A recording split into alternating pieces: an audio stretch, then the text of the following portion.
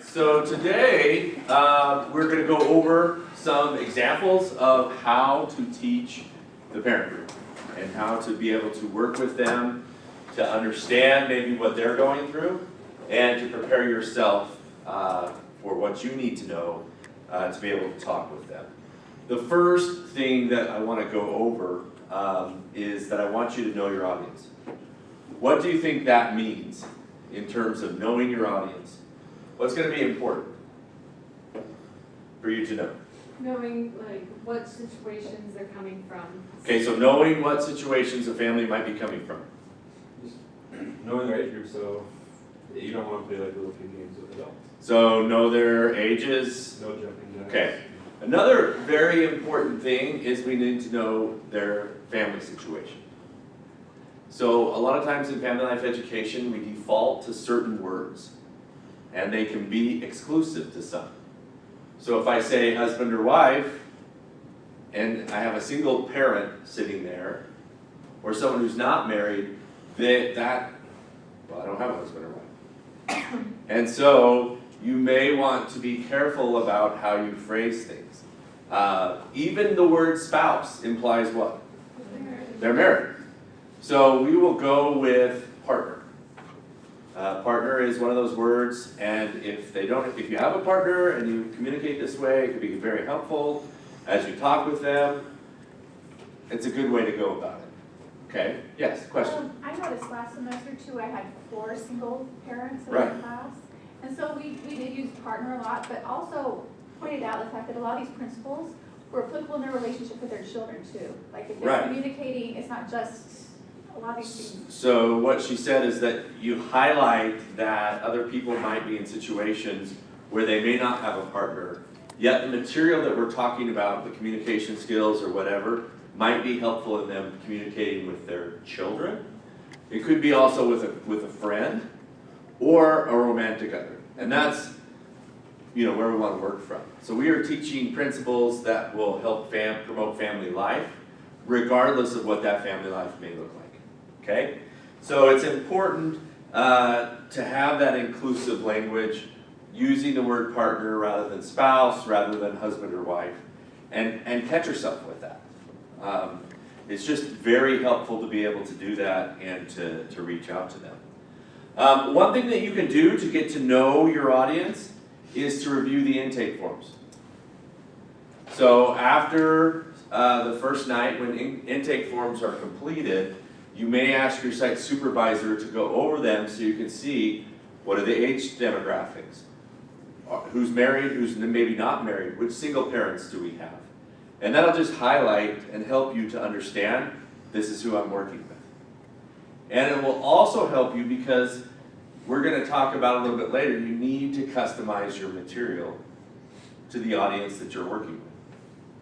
So I can tell you, hey, here's what's in session 1, but it doesn't necessarily mean you have to deliver exactly that content. You may say, in our group, this is going to be much more important than something else. I'll give you an example. Before, when I worked with foster and adoptive parents, and we were teaching classes on couples, one section that came up that was always a huge section was forgiveness. And it wasn't forgiveness of their partner. So it wasn't I need to forgive my partner for what he or she did, or I need forgiveness from my partner. It came in 2 areas. One was forgiveness of themselves for not being the parent that they thought they should be. And the second was forgiveness of some of their children's actions.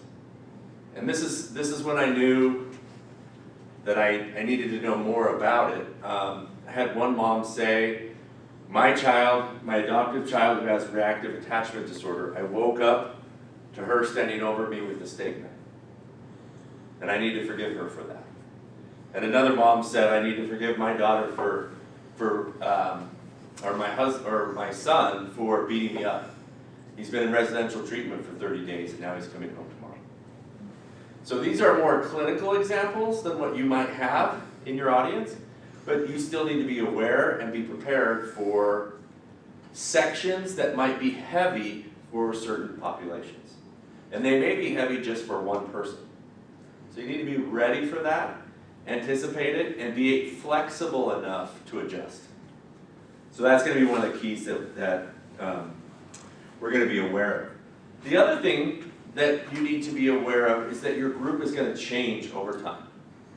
Right? There are 5 stages that groups go through when you work with them. First one is forming. What happens in a forming stage? What do you think?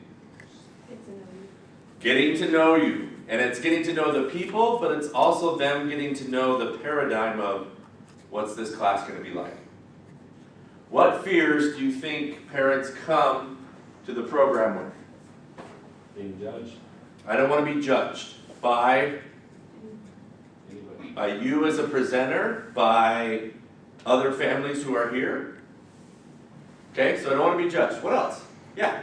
They feel like they're not gonna get to know anybody, like any other families. Yeah, I don't, I may not get to know other families or be able to connect with other families. Or I may be embarrassed about what my spouse says about our family. Maybe they'll air some dirty laundry. Maybe my kids will in the other classes. So there are a lot of fears. How do you set people's fears aside during that first couple of weeks when you're starting to form to help them to feel comfortable with what's going on? Creating a good atmosphere. Okay, so you said creating a good atmosphere. How do you do that?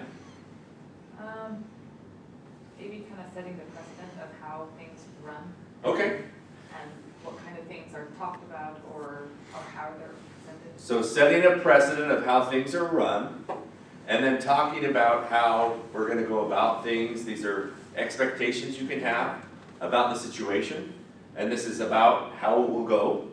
Okay, that's a great way to approach those things. What else? You're gonna have to disarm some of those fears, right? Share some of your personal experiences that as a parent you are not perfect, you are a parent already. So if you have personal experiences, you can share with them, not your worst moment as a parent, but maybe a moment when you weren't perfect, When you learn something. or where you learned something. They want to know that you too are human. So it's okay to maybe self-disclose a little bit during this, help them to feel comfortable, to use humor, to laugh. That's usually disarming. One of the comments we would always make at the beginning of our marriage retreat sessions, we would say, we want to thank the husbands for dragging their wives kicking and screaming here tonight. And people laughed. Why did they laugh? Because the wife dragged the husband kicking and screaming. But we knew it, and so we made fun of it, and it was okay. Maybe think about turning humor inwardly. Make fun of yourself, rather than making fun of your participants. That's going to be important. So I was talking to someone who taught the parent class. She was just Uh-huh. telling me how it was a little bit awkward at first because like I don't have kids. Right. I'm teaching parenting class. How do you just say, so just let you know, like I don't have the same experience, but like is that something you should? Well, let's talk about that for a second. So she's someone who may not have children already and who is teaching parents, okay? And your fear is what? Like that they're just not really gonna be interested in what I have to say because I don't have the Okay, so they're going to discount what you have to say because you're not a parent. What can you do about that? Well, I was thinking just to like let them know like I'm learning as much as you are and Okay. I'm given like So she wants to answer, I'm learning as much as you know, I'm imperfect, but I'm like, imperfect, but I'm getting some good information. Okay, I'm going to tell you, it's not about you. It's 100% about them. And their concern is sometimes, if they say, well, what do you know? You're, 21 or 25 or whatever, you don't have kids. Right. Yeah. Their concern is not that you're teaching. Their concern is, I need good material. And if you can understand that, then answer it that way. Say, you're right. I may not have children and I may not have been through some of these things. But I was raised in a family. I have some information I want to share. just stick with us and see what we teach you if it doesn't help you.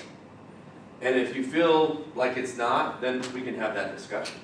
But just pay attention, because we've got some really good material that's been shown to help a lot of different families.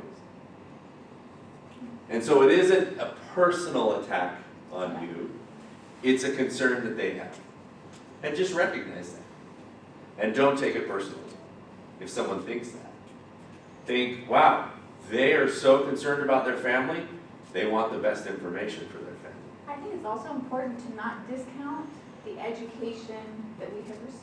Right. The knowledge that we've gained over the last 3 or 4 years is valuable, and we do have something worthwhile to share. So don't discount that you have good information or that you've learned something, but don't try and have an intellectual discussion. Hey, I have a bachelor's degree in family science, I know, you don't want to confront that. You want to say, yeah, I've been going to school for several years to get the best information, and let's see if this information that we have that comes from people who have kids, let's see if it doesn't help. And then it's not, you're just the messenger. The information is what they need, not a parent up here. Yes? Also, like, maybe it would be good to let them know, like, hey, we're gonna open this class discussion up to a lot of group discussion, so we'll all be learning from each other. It's not just us teaching, you are teaching, person next to you's teaching, we're all teaching. Right, so the comment was, let people know that it's a group discussion, that other people might be answering questions. And another thing I might say to a family is, you're right, you're the expert in your own family. I'm not going to teach you something that that you may not already know, or that might be different for something you want to do. What I'm going to teach you is how to be the best parent that you can be. And so take what you can from what we do, take what will benefit your family, and use that. Again, the focus is on the material, not on you as a person. If you get defensive, it can kind of get confrontational. But if it's more, just trust that we've got good information. Trust that what we're teaching you is something that's been researched and will help you.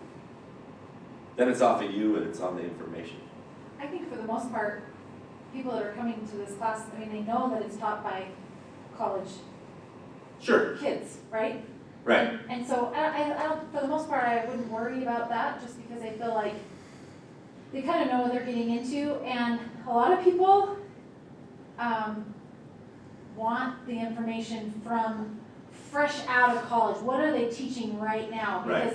So don't underestimate the fact that you've got new information, you've got the best information, you have it, and you're young and you may not be a parent and whatever, but I think the people coming are probably excited to hear what you have to say. So the 2 points she made, one is that they know that they're coming to a program taught by college students. That's true. And they know that they're going to get some of the best and most updated information through the program. And that's also true. And that's where the focus on the information. Just see what we teach you and see if it works. Just come for a couple weeks. And I bet you it's going to pay off. Recognize too, as your group moves forward, you start to form, you start to establish norms, and then at some point, I can almost guarantee you, you'll be challenged on something. You'll storm, or someone will challenge a comment from another parent. That's okay. Don't run away from conflict. It's okay to have differences of opinion. What might you say when two people disagree, or when someone disagrees with you? That's okay, we don't always have to agree. That's okay, we don't have to agree. What else can you say?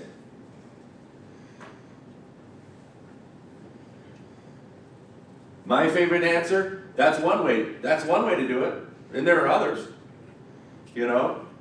It's not your way's wrong, my way's right. That's one thing. Definitely. And if that works for you, great. And we have some others that might work even better. Let's see.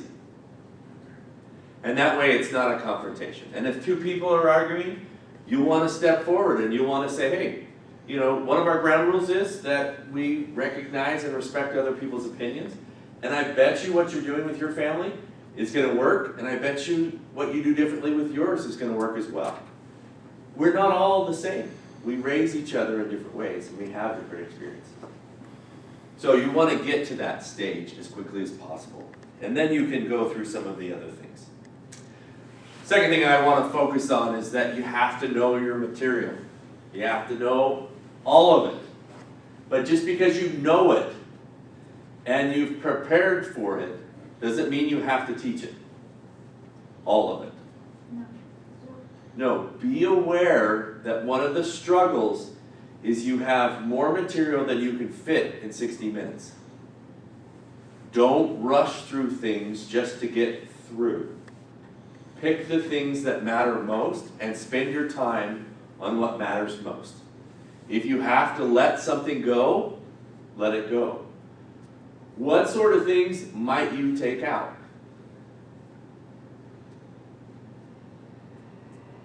And that doesn't apply to them? Something that may not apply to your audience. Good. What else? Yeah. I think it's important to like focus on having role plays and maybe less lecture, for example. Right. Less of you and more of them is not a bad thing. And so if you shorten the time you have to talk while still giving them time to do activities and to engage in different things, that's still a good thing. Remember, if you show them how to do something, this is how much they learn. If you tell them how to do something, this is how much they learn. If you get them to do it themselves, this is what they're capable of learning. And so we want to get to this point where they can do the most they can, that they can take home and put into practice. But that means you have to get them to practice. So save your time to get them to be active. We've talked about this a little bit before, knowing that the average attention span of an adult is less than 7 minutes. So you have to do something different every 5 to 6 minutes or you're going to lose their attention. So let's do an activity. Let's try this. Let's try that. Let's do this. And mix those things together. I did mention don't feel like you have to get to the end of every lesson, but always prepare more material than you're going to need. Because sometimes something will go a lot faster than you thought, and then you're looking at each other going, what do? We're done, we have 10 minutes left. Make something up. It's better to have 3 or 4 things that we already prepared for that we didn't use, but we could have if we needed to. So over-prepare in terms of activities or other things that you can do. Make a plan and prioritize the most important ones. And if you have to, leave the less important ones out or continue to add them if you get through the other material more quickly. So it's going to be important. We're going to give you a set amount of time to prepare. Take the whole time to prepare. If you can, meet together and go over the lesson plans together and make some decisions about what you're going to do. I know it's sometimes hard to get schedules together, but you need to meet and plan and prep together. One of the worst things that you can try and do is get in front of a group of parents and try and wing it. They will see right through you, and you will lose all credibility. Our program will lose all credibility with parents.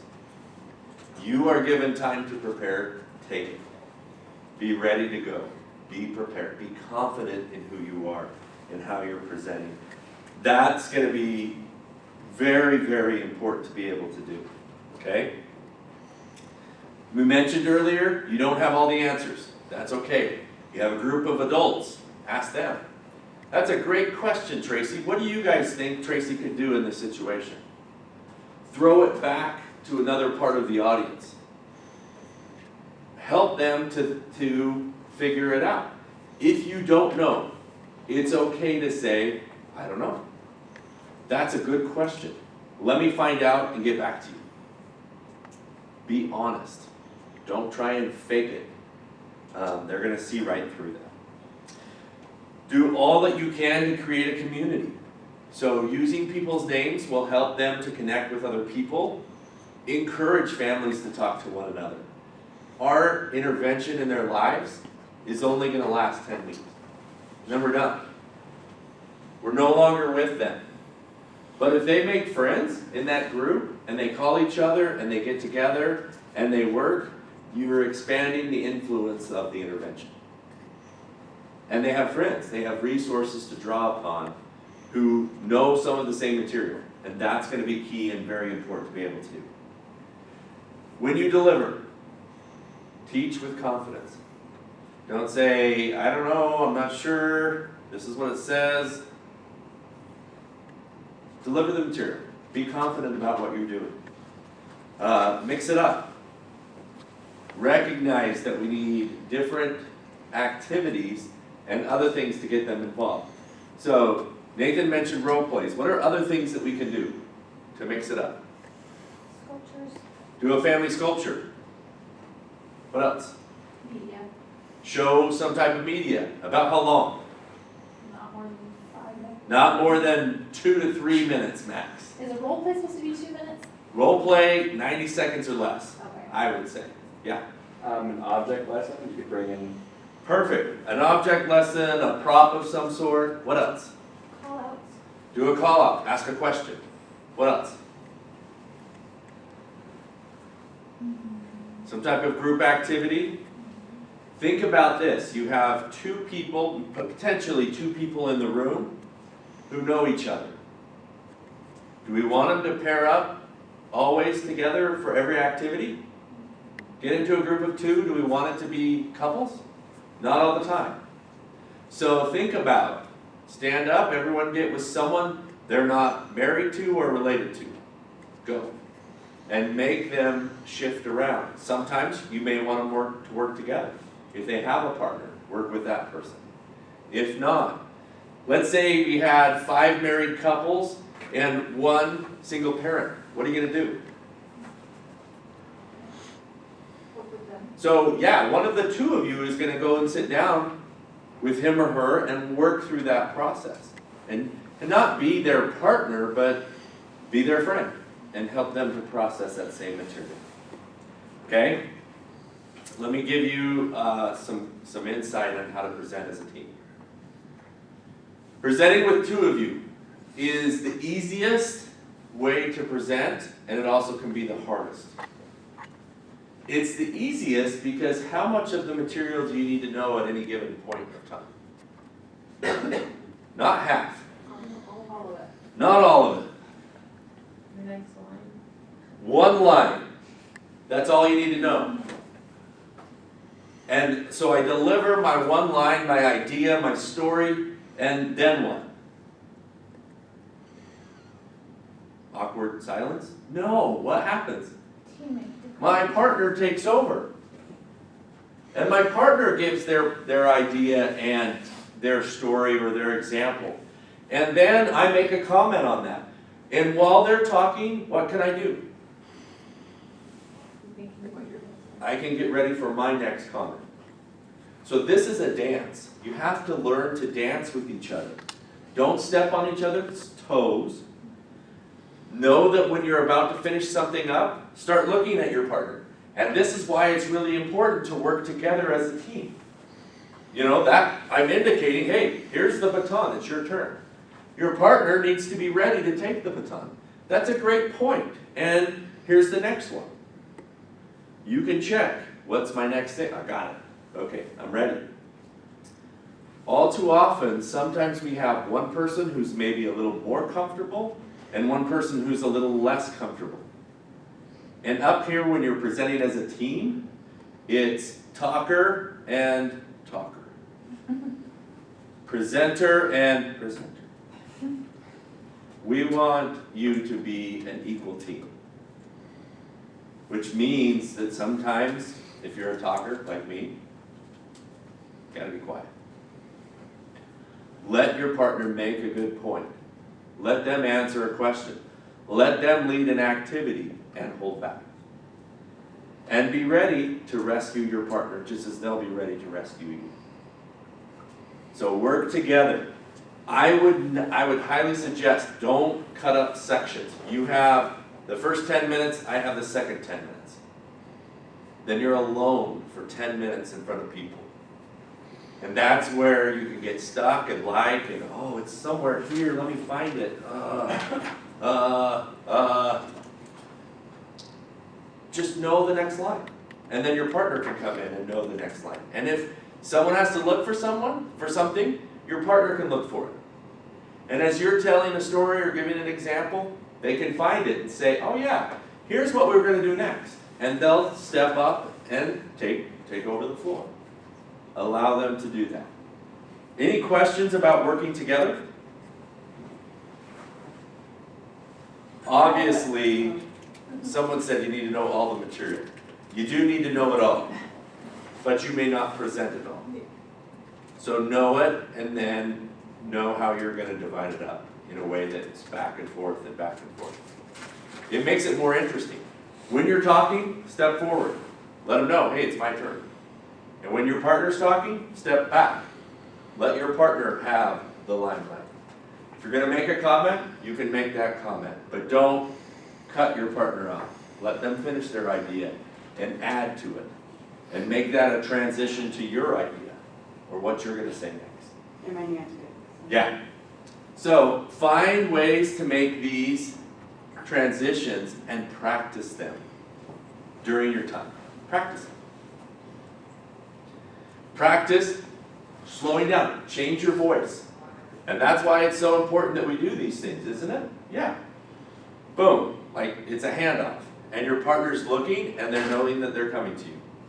Which means you're ready. And you step up and take over. And when you're winding down, the next person's getting ready. Okay? So you're watching that. Also, when you're not talking, you can be looking at the audience. I think we just offended that person. I think I might have to talk with them before the end of tonight. Or, wow, that's the third person that's yawned in the last 5 minutes. We really need to do an activity. And when your partner's done, all right, everyone stand up. We're going to get into an activity. And your partner's like, what are we doing? I don't know, I came up with one. Go with it. Here's the directions. Go. Get them active. When your group are doing these activities, go and be with members of your group. Listen to what they have to say.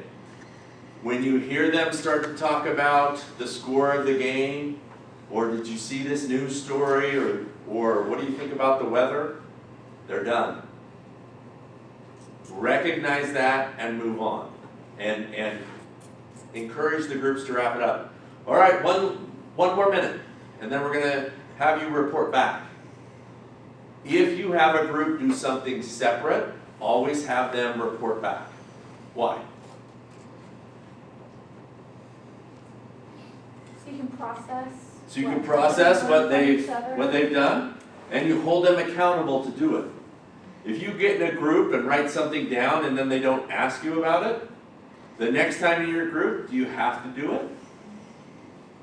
We don't have to. They didn't ask us about it. But hold them accountable. What did you learn? Even if it's, what's one thing from your group? What's one thing from your group? What's one thing from your group? That way you're holding them accountable to come up with information and to do the work you're asking them to do. It's going to be important to be able to do that. Couple of things. This is your classroom. You need to maintain control. Some of you are students who may not feel like you have a power. You are in charge of this classroom. At times, you're a facilitator. But at times, you'll need to be a leader. If something starts going wrong in your classroom, and you need to take over control, be very assertive about what you're doing. If you have two people arguing and it's starting to escalate, hey, let's stop right there. Stop, just for a second. Now, we recognize that when we talk about things like this, we can get passionate about our ideas. Recognize that everyone might have their own way of doing things, and that's okay. But remember, the rules that we had was that we were going to respect other people's opinions. And I want to stop there before we get to a place that we aren't doing that. I didn't say you and you are behaving badly, you're wrong. but I need to take control. Move towards, to establish control, and move back to get back to the material that you need to focus on. So gain control. Now, some of you may be smaller than me. Some of you may be a different gender than me. Some of you may have quieter voices than I have.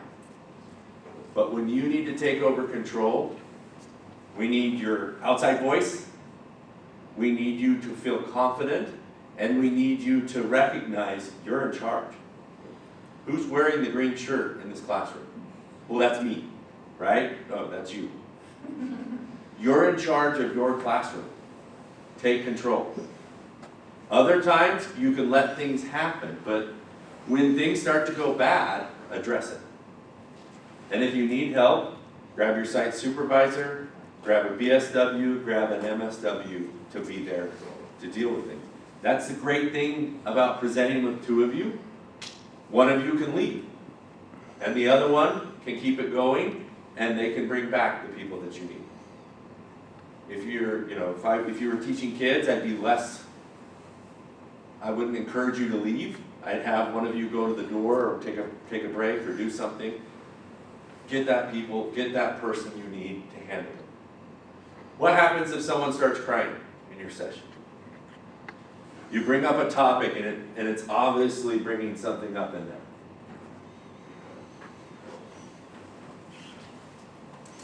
Do you ignore it? What can you say? Trying to find out why the person's doing like that, or trying to reinforce. I don't know that I would try and find out. You don't necessarily want to find out what's going on because it may be a past trauma, it may be something else. I'm not the one in this class, this isn't the time for me to find out. But I need to acknowledge that I understand that these topics can be difficult. And you may need to move. Maybe she's crying and I'm going to move over to her and I say, yeah, hey, and when we talk about subjects like this, it can get really hard. And it can really be sensitive and it can bring up feelings, and that's okay. That's okay. And as we look at this next point, we're going to realize that families can do things in various ways, and sometimes it'll be difficult, but we can work through those difficulties. So I've let everyone else in the room know, I know she's crying. I'm going to let her do it. And I'm going to rescue, I'm not going to rescue her, I'm not going to shift the focus, what's going on. I don't want to process that here in this group. I want to acknowledge it, and then when we stop or take a break, I might say, hey, are you okay? Would you like to talk to someone? I can go get one of the MSWs for you to talk to. And that way, we can help that person get to someone who can provide them help. Any questions with that? All right, well, I want to give you some time to work together, but I want to instill in you, you guys are prepared. You have good material. You have good methods that you can use to teach. Trust them. Have confidence. Reach out and be that confident person. You've been going to school for a lot of years to learn how to do this. You've been taught by people who know how to do it. Trust yourself and do it. And when you need help, reach out for help. We all need help at times, and that's okay. No for educational questions, you can go to your site supervisor. No for more trauma-related or things that you're unsure about. I heard this answer and it caught me off guard. You know who to go to. Use those lines of reporting and get to the right person so that we can address some of those issues. You are the face of our program to the community. This class, more than any other. Because your people are the ones who are going to recommend us to other friends, other parents, where they're going to say, don't go. We're showing a lot of trust in you. And the reason we're placing our trust in you, we think you can do a good job. So do a good job. recognize that. If you feel a little pressure, that's okay. Use it to inspire you. Work hard and do what you need to do. Okay? So we're going to stop the recording now. We're going to get you to pair up with your group. Is your teacher not here? No, it's not. Okay. I'll come over and work with you for a minute. Everyone else have their partner? Are you missing yours? Oh, two of you? Two. Great. Okay. I would like you to pick one of the sessions, and I would like you to prepare just a small piece of that, how you're going to present it, and then, depending on how much time we have, I'll have you come up here and do just 2 to 3 minutes of it together. Okay? Want to see you work as a team. Everyone got it? Go to work.